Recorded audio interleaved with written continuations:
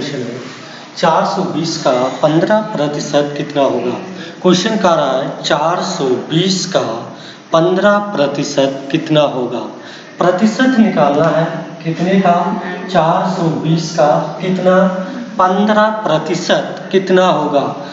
तो मान क्या रखा है 420 का मतलब गुणा 15%, 15/100 बराबर कितना होगा, यही मान निकालना है।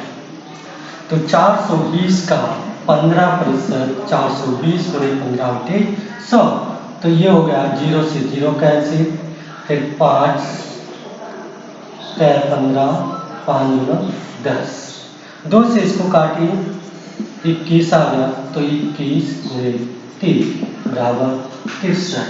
आंसर कितना हुआ 63। 420 का 15% कितना आया 63।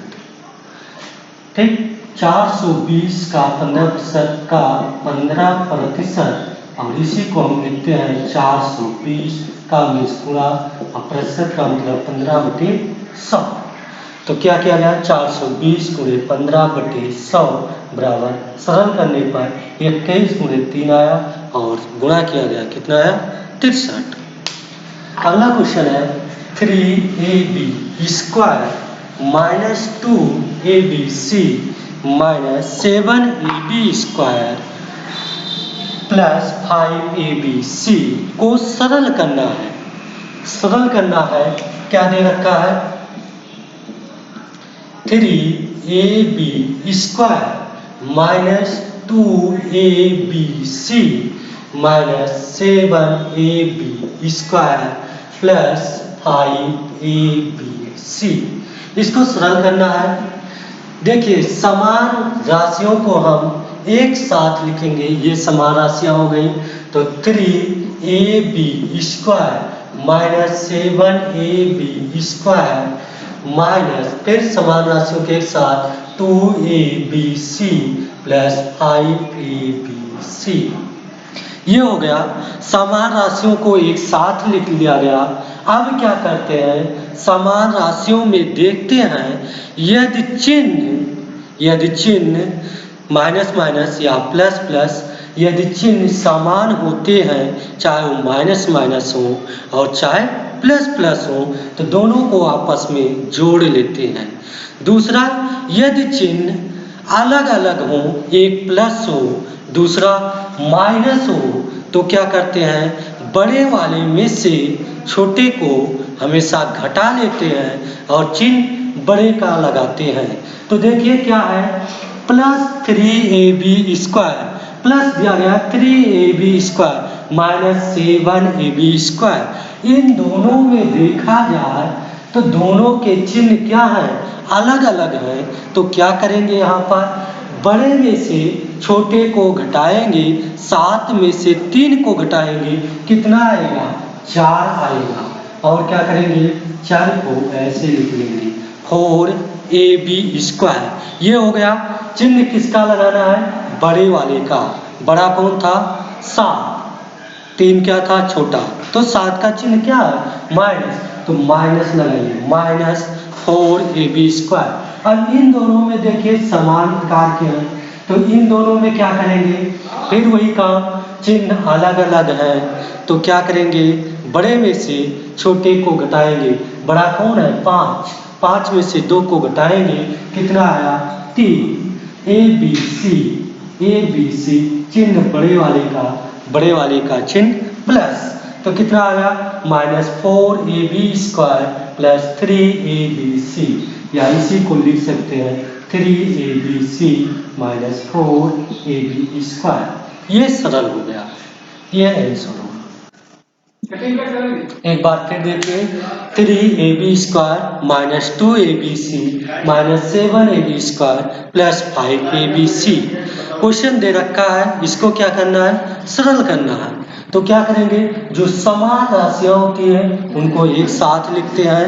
समान प्रकार की राशियां 3ab square minus 7ab square हो गया। फिर समान प्रकार की राशियां माइनस 2abc प्लस 5abc। ये हो गया। क्या करेंगे, समान प्रकार की राशियों में समान चिन्ह होने पर दोनों को आपस में जोड़ लेते हैं। असमान चिन्ह होने पर बड़े में से छोटे को घटाते हैं और चिन्ह बड़े वाले का लगाते हैं।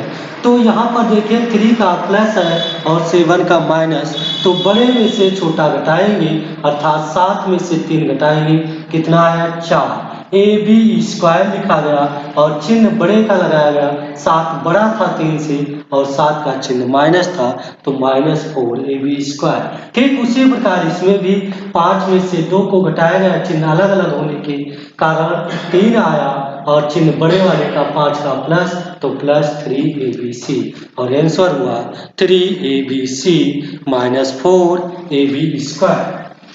अगला क्वेश्चन है, एक वृत्त का क्षेत्रफल 154 सेंटीमीटर स्क्वायर है, तो वृत्त की त्रिज्या ज्ञात कीजिए।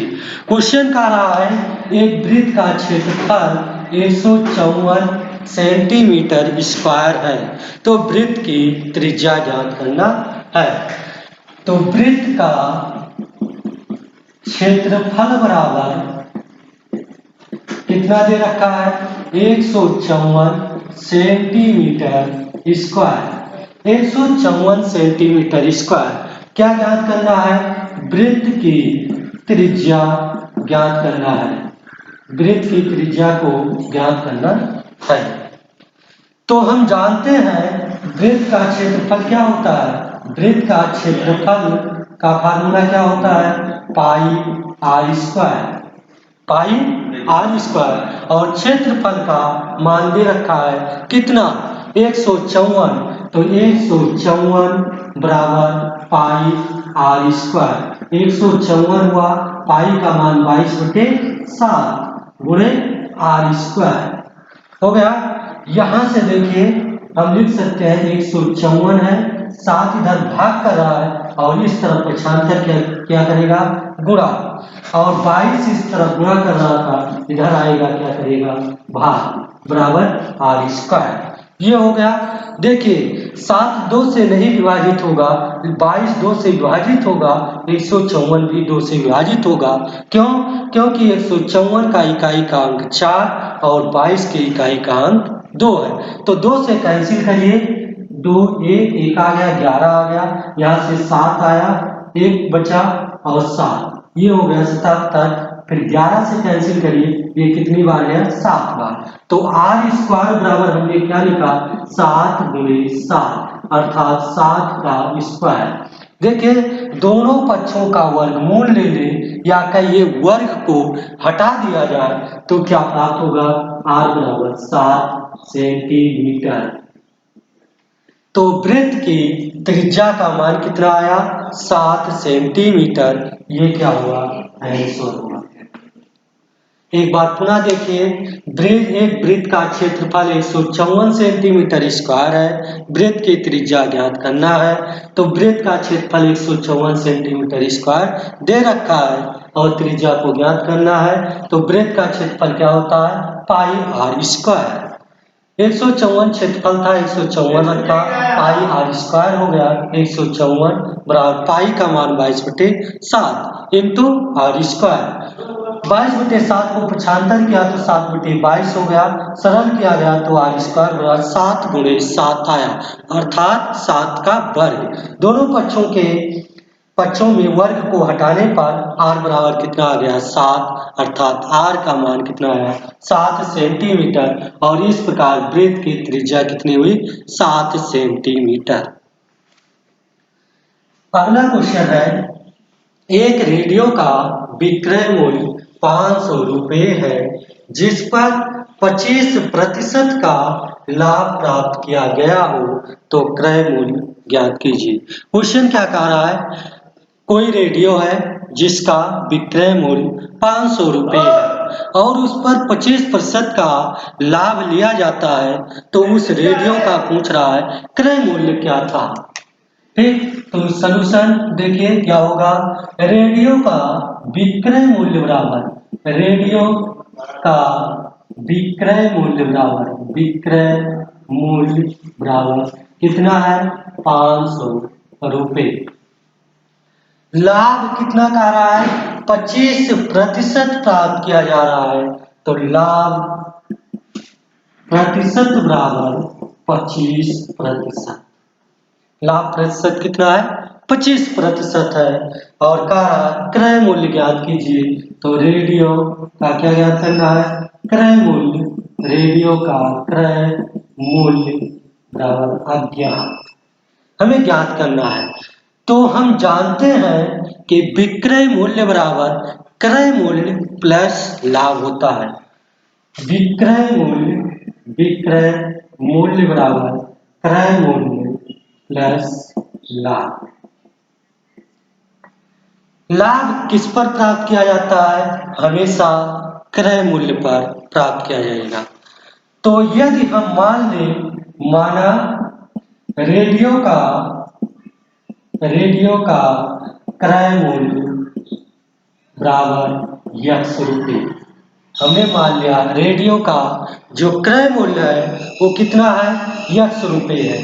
तो विक्रय मूल्य दिया गया, फार्मूला रखा जाए, विक्रय मूल्य दिया गया है कितना, 500 बराबर क्रय मूल्य X प्लस X पर ही लाभ लेगा कितना, 25%, 25/100। चलिए 25/100 को कैंसिल किया जाए, 25 का इकाई का अंक 5, 100 के इकाई का अंक 0। संख्या किससे विभाजित होगी, 5 से। तो 5 आया और ये कितना आया, 5 दूनी 10, 20 आ गया। फिर 5 से कैंसिल करेंगे, 4 आया। ठीक, तो कितना आया, 500 बराबर X प्लस X/4। इसका हर देखिए क्या हो जाएगा, 1। यदि किसी भी संख्या का हर ना दिखाई दे तो वो हर कितना होता है, 1। ठीक उसी प्रकार यदि कोई व्यक्ति है, अगर वो मुसीबत में खड़ा है, उसके सामने कोई ना हो तो कौन होता है, हरि। उसी प्रकार यदि संख्या में हर नहीं दिखाई दे रहा तो 1 लिखिए, क्योंकि हरि भी क्या होता है, अकेला होता है, ईश्वर एक है। तो क्या हो गया, 1 और 4 का लासा लीजिए, 4 हो गया। और 1 से 4 को भाग देंगे, कितनी बार जाएगा, 4 बार। तो 4 गुणे X हो गया। बीच में क्या था, प्लस है, तो प्लस का चिन्ह लगाइए और 4 से 4 को भाग दीजिए, कितना आया, 1। तो X में 1 से गुणा करिए, 4 का X में गुणा किया गया 4X प्लस X का 1 में X/4। तो यहां से कितना आ गया, इधर मिटाते हैं क्वेश्चन को, थोड़ा सा दिखाई नहीं देगा।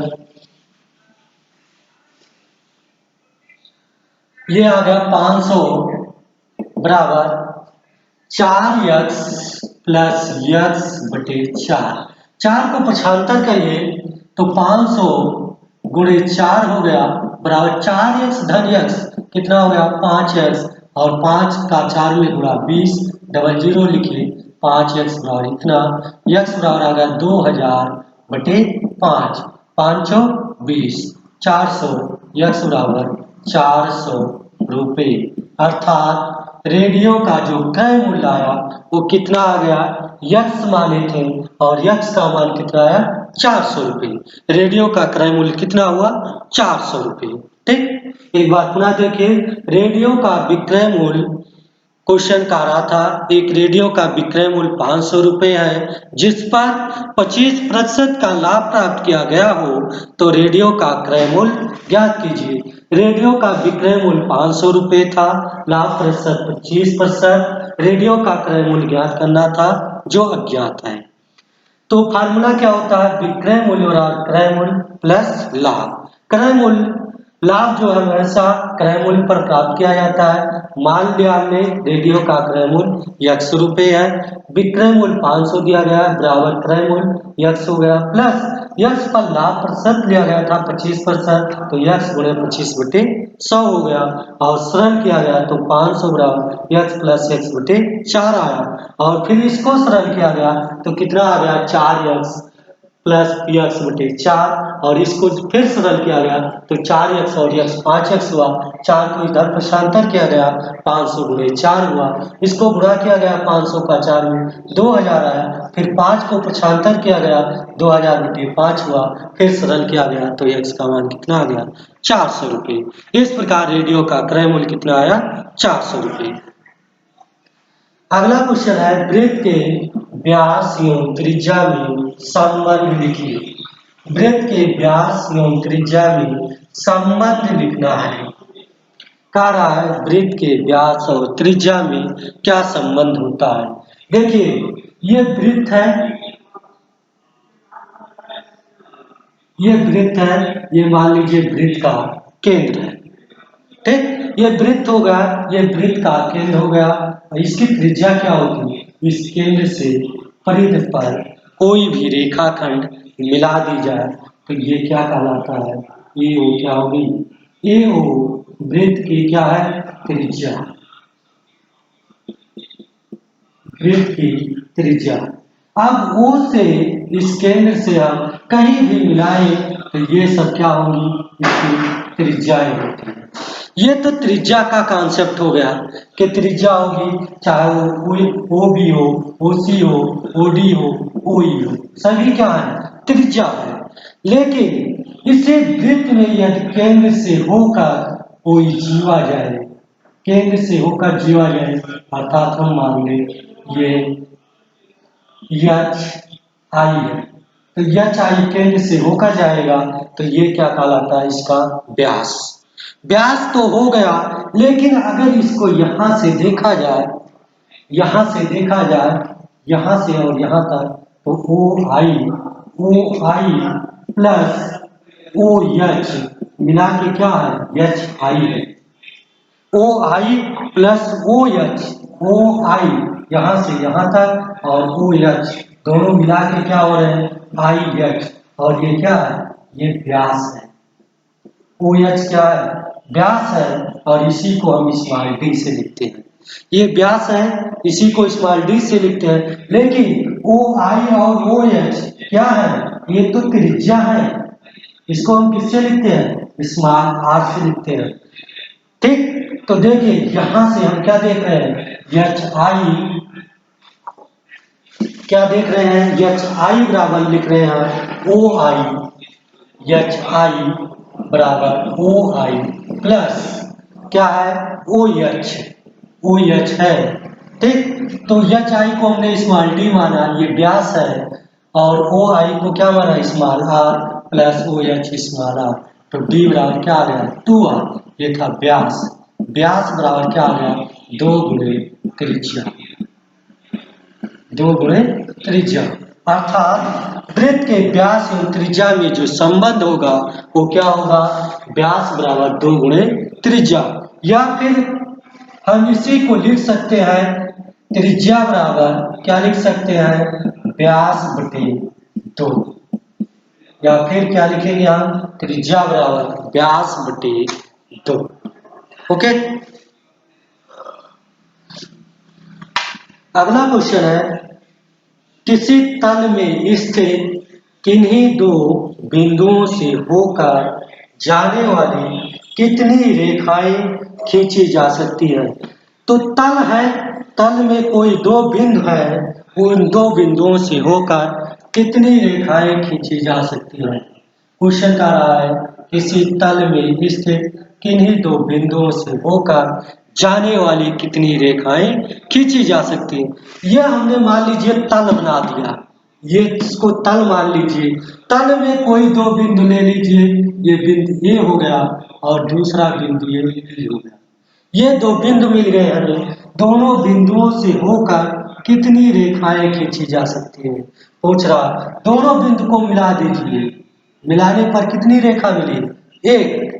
कोई दूसरा जो बिंदु लीजिए, सीडी ले लिया, फिर उन दोनों बिंदुओं को मिलाइए, कितनी रेखा मिली, एक। अर्थात हम कह सकते हैं किसी तल में स्थित किन्हीं दो बिंदुओं को मिलाने से केवल एक रेखा खींची जा सकती है। Okay, thanks class.